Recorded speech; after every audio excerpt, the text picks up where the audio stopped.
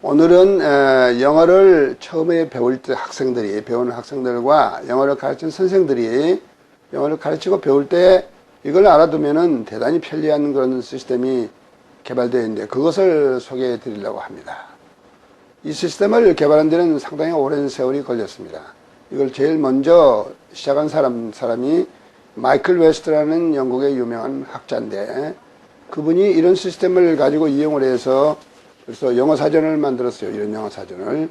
이게 초판이 출판된 게 1935년이니까 제가 이제 33년생입니다. 그러면 제가 2살 때 이 책이 나왔다는 얘기인데, 이 마이클 웨스트라는 분은 어떤 분이냐 그러면은 영어를 빈도수에 따라 가지고 조사해서 가장 많이 쓰이는 단어를 2000개를 골라 가지고 그 서비스 리스트랑을 만들었어요.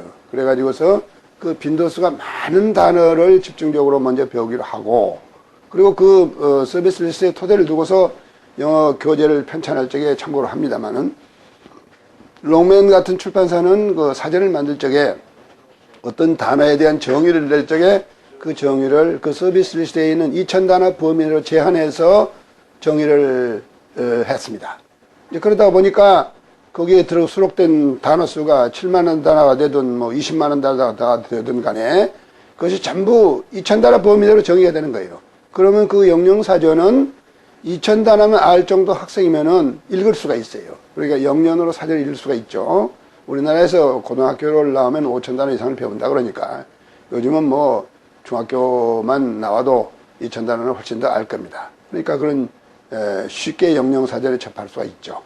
그분이 이제 마이클 웨스트인데, 그분이 또 하나 이제 훌륭한 일을 해놓은 걸 뭐냐면은, 우리가 영어를 배울 적에, 외국 사람이 배울 적에 발음을 모르잖아요. 발음을 모르면은 그 발음을 어떻게 합니까? 선생님이 가르쳐 주는 수도 있지만은 대개는 영어사전이나 영영사전 찾아가지고 발음 기호를 보고 배우죠.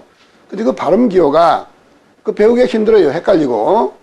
예를 들면 OU를 쓰면은, 우리가 발음 기호로 OU를 쓰면은 이건 O라 그럴 거 아닙니까?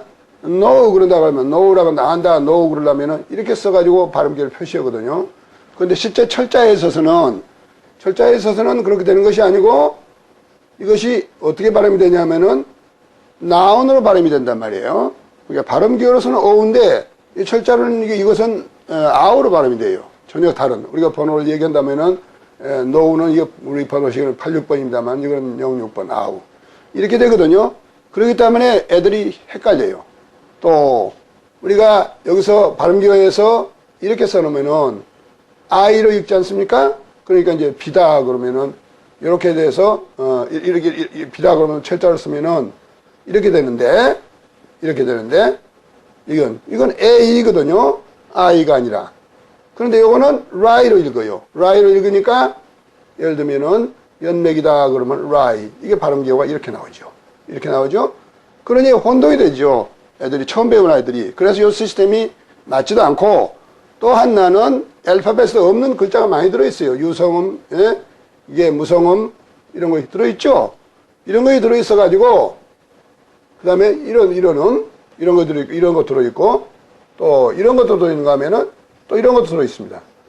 그리고 이런 것도 들어있죠. 이런 것들이 많이 들어있어가지고 이거 자체를 배우기도 어렵고, 또 이거를 말로 설명하려고 그럴 적에 이걸 뭐라고 설명합니까? 이걸 뭐라고 그래요? 이 글자 뭐 부르는 거 있어야 될 텐데, 그러면은 이 글자 같은 것은 음성에서 슈아라 그러니까 슈아라 그러지만 어린아이들은 슈아 그런다고 뭐 알 일도 없는 거고, 요거는 이제 설명을 하면은 V자를 거꾸로 해놨으니까 인버티드 V라고 합니다. 그런 식으로 해야 알아들 수가 없어요. 처음 알파벳 배운 아이들한테. 그리고 나머지는 전부 헷갈리고 혼동되고 뭐가 뭔지 모를 그런 상황이기 때문에, 이런 발음 기호와 실제 철자에 쓰는 혼동, 그 다음에 모르는 단어, 모르는 글자, 말로 나타낼 수 없는 글자 이런 것이기 때문에 그것을 고치는 데 수업에 많이 지장이 있어요.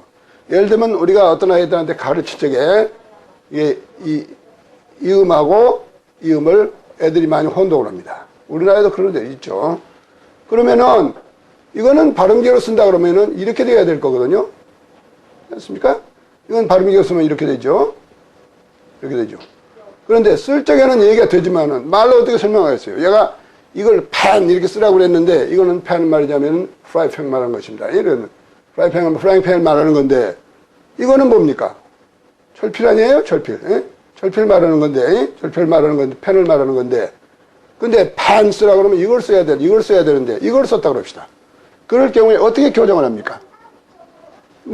이거는 발음기어로 설명할 방법이 없어요. 이건 말이 없으니까. 그런데 번호 체계를 쓰면은, 이걸 5번이라고 그럽시다. 그러면 4번이라고 하고 있는데, 번호 체계를 쓰면은, 이걸 발음을 할 적에 이렇게 잘못 써놓으면, 5번이 아니고 4번이야. 또, 이렇게 쓸 것을 이렇게 써놨으면은, 그건 5번이고 4번이다. 4번이 5번이다. 이렇게 번호로 얘기하면 간단하거든요. 아주 간단해요. 예를 들면은, 여기서도 이제 이렇게 씁니다. 이런, 콩이란 뜻 아닙니까? 그럼 발음기로 쓰면 이렇게 됩니다. 발음기로 쓰면. 이렇게 되겠죠? 그런데, 이렇게 써놓으면은, 발음기로 쓰면은, 이렇게 될 거예요. 이렇게 되겠죠? 차이는 이건데, 요거 콜론이 긴장음이라는 표시고 요거는 콜론이 긴장음이 없고, 근데 이걸 번호로 체계를 만들어서 요거는 이제 2번이다. 요거는 3번이다. 그럼 간단해요. 그걸 써보라 그러죠. 그러면 똑같은 N자가 왔기 때문에 유성음이니까 길이는 같아요. 요것은 긴장음이 되기 때문에 그 대신에 빈 그러지만 요것은 빈 그럽니다. 그러면 그걸 훈련시키게 가지고 빈 써봐라. 그러면은 이렇게 나와줘야 되는데 이 아이가 이렇게 썼을 적에 고치는 방법이 이게 발음기를 말해야 되는데 뭐라고 말하겠어요? I자에 콜론이 붙은 거다 이렇게 해봐야 실감 나지도 않고 연상되지도 않아요. 여기 이미지가 떠오르지 않으니까. 그 대신에 이걸 쓰라고 할 이걸 썼으면은 2번이 아니고 3번이야. 그러면 되는 거거든요. 또 이걸 쓰라고 할 때 이걸 썼으면은 아니야 3번이 아니고 2번이야. 그러면 그 아이는 금방 알아듣고 연결이 되어 가지고서 배울 수 있습니다. 그러니까 이렇게 번호 체계로 만들어놓은 모음을 번호로 만들어 가지고 공부를 시키면은 이 복잡한 발음기 외울 필요도 없고 배울 필요도 없고 도움이 안 되는데 번호가 좀 아주 편리합니다. 그러니까 그 번호 체계로 가지고서 우리가 모음을 만들어 가지고 그것을 영어 교육에 이용하는 걸 시작했던 사람이 마이클 베스트예요. 그분이 아주 탁월한 아이디어죠. 말하자면은 지금까지는 계속 해가지고서 발음기를 만들었는데 인터내셔널 포네틱 사인이라는 또는 포네틱 알파벳이라고 합니다만은 그 IPA라는 것이 처음에 만들어 가지고도 여러 사람들이 서로 각기 달리 쓰는 거예요. 불편하니까 나라마다. 그러니까 또 이제 그 IPA 협회가 생겨요. 국제협회에서 이렇게 통일하자 그래서 통일해 놨어요. 통일해 놨는데도 지금까지도 그대로 쓰지 않습니다. 지금도 보면은 그 발음기를 가지고 쓰는 것이 옥스퍼드에서 나오는 사전 다르고 롱맨에서 나오는 사전 다르고 특히 미국 회사에서는 전혀 다릅니다. 그거는 전혀 다른 것 갖고 쓰고 있거든요. 그러니까 발음기를 가지고 우리처럼 영어를 말하자면 전문적으로 그 음성을 전문적으로 이런 문제를 하고 있는 사람도 어떤 때는 헷갈릴 정도로 많은 방법으로 쓰고 있어요. 그래서 그것은 한국 아이들한테 도움이 되지 않습니다. 별로. 실제적으로 그들한테는 아마 한국 아이들은 미국에서 나오는 사전들 나와 있는 발음을 이해하기가 대단히 어려울 겁니다. 인터내셔널 포네틱 사인을 쓰지 않고 그냥 글자 위에다가 예를 들면은 A자를 써놓고 이렇게 하면은 A라고 있고 그냥 이렇게 해가지고 이렇게 해놓으면 A라고 있고 이런 식으로 하거든요. 그런 식으로 하고 이렇게 해놓고 뭐 이런 식으로 하는데 이거 헷갈리죠. 그냥 번호를 만든다고 하면 A 그러면 뭐 4,2번이라는 번호가 있고 에 그러면 5번이라는 번호가 있고 그러면 0번이라는 번호가 있다고 합시다. 그러면 이건 간단하거든요. 이건 간단해요. 이게 번호를 일단 이해를 하면은 대단히 쉽습니다. 이런 식으로 해가지고서 힘들어요. A 그러면은 인터넷폰에서 이렇게 되고, 에 그러면 이렇게 될 거고, 그 다음에 그러면은 이렇게 될 거거든요. 그러니까 이런 IPA, 인터내셔널 포네틱 사인 쓰든지, 또 미국 사람식으로 이런 다이아트리컬 시스템을 쓰든지, 이게 두 개가 다 한국 사람한테는 별로 도움이 안 돼요. 이 번호를 쓴다 그러면은 우리한테는 대단히 편리한 그런 결과가 되죠. 간단하지 않습니까? 그러면 이 번호를 어떻게 시스테마틱하게 체계적으로 정리를 해서 일상생활 쓰기 편리하고 배우기 편리하고 또 이용하기 편리하게 만들 수 있느냐. 그거 이제 문제죠. 문제인데 마이클 웨스트라는 분이 그것을 처음에 번호를 가지고 만들었습니다.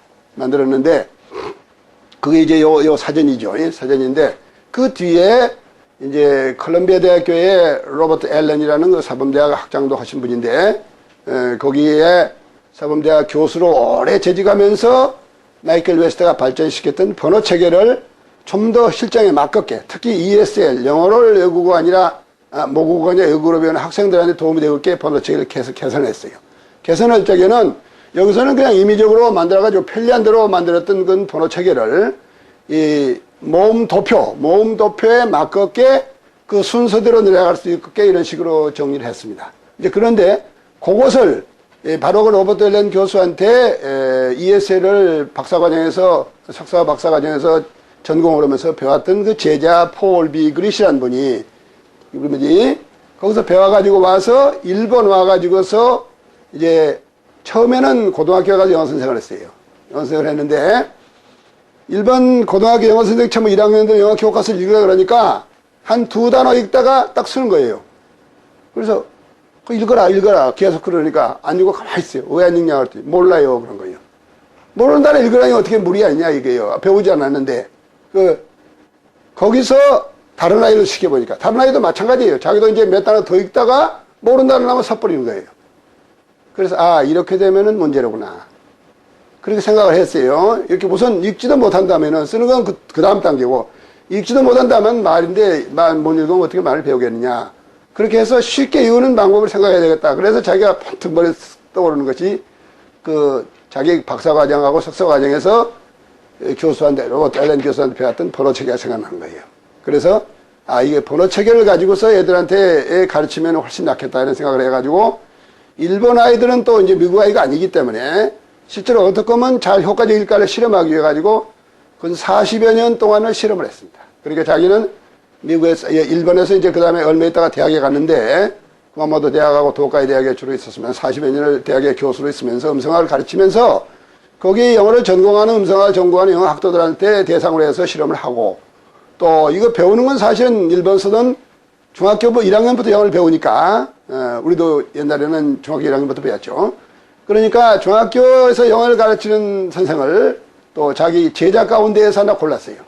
대학에서 자기한테 영어를 배웠던 제자가 중학교 가서 영어 선생이 되어가지고 그래서 가르치고 있는 요시코 야노시라는 선생을 협조를 받아가지고 거기에서 이제 실험 교육을 한 거예요. 다행히 그 학교 교장이 이런 데 관심을 많이 가져가지고 1년 동안을 영어 교과서를 가르치지 않고 이 사운드 스페링 하모니 시스템을 실험 교육을 하는 걸 허용을 했어요. 실험 교육을 한 걸. 그래서 아이들이 1년 동안을 과정을 잡았는데 처음에 한 학기 동안에는 이 시스템을 완전히 배우고 그 다음 학기 동안은 그 시스템을 이용해 가지고 단어를 읽고 책을 읽는 그런 식으로 했어요. 그런 식으로 했는데 그 다음에 2학년에 올라가 가지고 영어를 가르치려고 그러니까 애들이 속도가 엄청나게 빠른 거예요. 이게 재래식으로 쭉 다른 아이들은 공부를 해오니까 하는데 그 반만 유독이 실험 클래스가 돼서 1년 동안을 사운드 스페링 하모니 시스템으로 배웠어요. 그런 아이들이 2학년 올라가니까 굉장히 속도가 빨라져요. 그런데 다른 반 아이들은 교과서를 가지고 1년 내내 배우지 않습니까? 근데 그 실험반 아이들은 교과서를 1년을 배울 게 없어요. 왜 그러냐면 먼저 그 교과서를 애들이 읽고 쓰는데 전혀 문제가 없어져 버렸어요. 뜻만 알면 된단 말이에요. 뜻은 사전 찾아보면 나오는 것이니까. 근데 일본 아이들이 제일 오래 했던 게 발음, 그 다음에 스펠링. 너무 불규칙적이니까 그런 것 때문에 애를 먹었는데 그 문제가 해결되고 나니까 그 다음에 뜻만 알면 되고 또 이제 애들이 또 의욕이 생기니까 그런 흥미가 생기고 그래서 굉장히 속도가 빨라져 가지고서 그 다음에 2학년 때는 교과서 한 권은 간단히 띄워버리고 1, 2학년 교과서는 간단히 읽어서 해결하고 이게 사이드 리더로서 말하자면 독본을 그려내가지고 재밌는 이야기를 읽었어요. 그러니까 학교 다니면서 얘들은 2학년 동안에 수없이 재미있는 얘기를 읽은 겁니다. 그 재미있는 얘기는 옥스퍼드랄지 농명 가운데 그 당시에 발행했던 그레이디드 리더가 있어가지고서 가령 500단어 범위 내에서 쓴 얘기책, 1000단어 범위 내의 얘기책, 2000단어 범위 내의 얘기책이 많이 있거든요. 그러니까 자기들의 단어 실력 수준에 맞춰가지고 그 얘기를 여러 가지 책을 골라가지고 읽혔는데 1년 동안에 하여튼 수십 권 책을 읽어버린 거예요. 배우면서 읽어버린 거예요. 다른 애들 한 권 가지고 1년 내내 헤매고 앉았는데. 그러니까 걔들의 영어 실력이 그건 놀라울 정도로 발전을 가지겠습니까? 그러니까 그 다음에 영어에 웅변대가 있다, 영어 무슨 얘기 발표대회가 있다 등 나가면은 전국에서 얘들이 전부 하여튼 트로피는 다 쓸어가지고 와버리니까 일본에서 화제가 돼가지고 이게 뭐냐 놀래가지고 그래서 이제 모든 선생들이 연수를 받기 시작하고 그랬습니다만, 하여튼 이제 그래서 이분이 이제 거기서 일본 아이들을 가르치면서 새로 번호 시스템을 만들어 갔는데, 그때는 이제 동양의 실정, 일본 사람의 실정도 고려를 해가지고서 그렇게 해서 번호 체계를 만들었습니다. 그것을 이분이 이제 풀브라이트 스칼라로서 우리나라의 숙명여자대학교에 와가지고서 2년 동안 영어를 가르칠 기회가 있었어요. 그 가르칠 때에 영어를 전공하는 영어 교사가 될 분들한테 이 사운드 스펠링 하모니 시스템을 가르치기 시작했죠. 그 다음에 이제 여름방학을 이용해 가지고서 이제 전국에서 영어 교사들 또 영어 전공 학생들을 세미나 형식으로 해가지고 4주일씩 교육을 했습니다. 그때 이제 제가 그분을 이제 알게 되어가지고 저하고 같이 제가 통역도 하면서 또 시스템을 또 뭐 영어로만 강의를 못 알아들으면 영어로 번역에 통역해서 설명해 줘가면서 공동으로 몇 년 동안 가르쳤습니다. 근데 가르치면서 우리가 뭘 느꼈냐 그러면은 이 교과서가 있으면은, 이 교재가 있으면은 다 영어 선생들이니까 뭐 읽어보면 간단히 알 수 있는 얘기고, 거기서 잘 모르는 점만 이제 질문하면은 간단할 건데, 없으니까 하나에서 열까지 전부 가르쳐야 되니까, 우리가 하루에 4시간 내지 3시간씩 4주일 동안 했는데도 끝나고 나면은 잘 몰라요. 그리고 되게, 입문하고 뭐 강론 조금 들어가다 말고, 막상 중요한 강세 부분이랄지 음절 분리랄지 이런 부분에 가서는 시간을 못 내가지고 가르치지 못하고 말았어요. 그래서 안 되겠다 싶어서 책을 만드는 것이 이게 절대로 필요하다. 그러면 이건 비단 영어 선생뿐이 아니라 영어를 배우는 학생들이나 학부모들도 보면은 자기 아이들 가르칠 수 있지 않겠냐 그런 생각을 해서 이걸 만들었습니다. 만들어서 이제 두 사람이 이제 방학 때면 만나가지고 이제 한국말 어문책에 맞춰야 되니까 자기가 만들어놓은 사운드 스펠링 하모니는 일본 사람이 일본어에 맞췄는데 한국말과 일본말이 많은 점에 있어서 달라요. 많은 점에 다른 건 기본적으로 우리는 영어하고 마찬가지로 자음 모음을 결합해서 이 단어를 만드는 언어고, 일본말은 이게 50음이 있어가지고 자음 모음이 전부 붙어 있습니다. 전부 결합이 되어 있어요. 그렇기 때문에 붙인다 그러면 음절이 늘어나 버려요, 오히려. 그냥 스트라이크 그러면 한 음절로 읽어야 될 걸 스트라이크 5음절로 읽어야 된단 말이에요. 이런 식으로 되기 때문에 불리하죠. 일본은 굉장히 불리합니다. 이제 외국어를 배우는데 불리한 그런 언어 구조예요. 우리는 그것보다도 굉장히 유리한 언어 구조에 있습니다. 그러니까 우리는 그 유리한 언어 구조를 살려서 이용해가지고, 마침 기존 지식에다 새로운 지식을 얹힌다 그랬으니까, 우리 한국말 지식을, 한글을 잘 아는 지식에다 그걸 응용해서 영어를 배우는 지식을 얹는다 그러면은 굉장히 효과적이 아니겠어요? 그래서 이제 그 한국말 책에 맞추기 위해 가지고 고심을 많이 했습니다. 그래서 물론 한국에서 발행된 많은 교수들의 음성학 교재들 많이 참고를 했고, 또 이 한글에 관한 연구소도 많이 저희들이 참고를 하고, 그래서 어떻게 하면은 이것을 한국말 음성체계에 맞춰 가지고서 개발할 수 있겠느냐, 그런 연구를 해 가지고 그때는 뭐 혼자서 저 혼자 꽁꽁거리고 연구를 한 거죠. 연구를 해 가지고 가보건에 그 폴 비글이라는 사람하고 이론 체계를 맞춰야 되니까 그 사람의 말하자면 의논을 해가고 그 사람의 이제 승인을 받고 이런 식으로 해서 그 사람이 쓴 책을 한국말 책에 맞게 해서 개편을 해가지고 책을 냈습니다. 그게 이제 1979년도인가 제가 냈던 것 같은데, 그 책이 바로 이 이론서로서 설명하는 거, 뭐 학부모들이 다 볼 수 있게 또는 영어 선생들이 볼 수 있게 만든 책이 바로 뭐 이 책입니다. 영어 발음과 철자가 좋아라 그래가지고서 이런 걸 이제 만들었거든요. 만들어서 이것은 이제 기초편하고 이제 말하자면 발전편하고 합쳐서 영어 음성학 체계가 다 설명이 될 수 있고 그것이 철자와 조화된 규칙이 다 설명될 수 있게 만들었습니다. 그렇게 만들었고, 그 다음에 그걸 이제 응용해가지고서 저건 이제 설명이기 때문에 저걸 배우면서 연습을 해야 되니까, 영어는 스펠링이 체계가 워낙 복잡하기 때문에 계속 체계적으로 연습시키지 않으면 안 되기 때문에 그런 연습은 스펠링 워크북을 만들었습니다. 이렇게 만들어가지고서 전부 만들고, 거기다가 이걸 만들 적에 이제 우리말하고 연결시켜서 여는 것이 쉽기 때문에 바울 차트를 만들 때, 모음 차트를 만들 적에도 우리말 번호를 넣어줬어요. 여기다가 이런 식으로.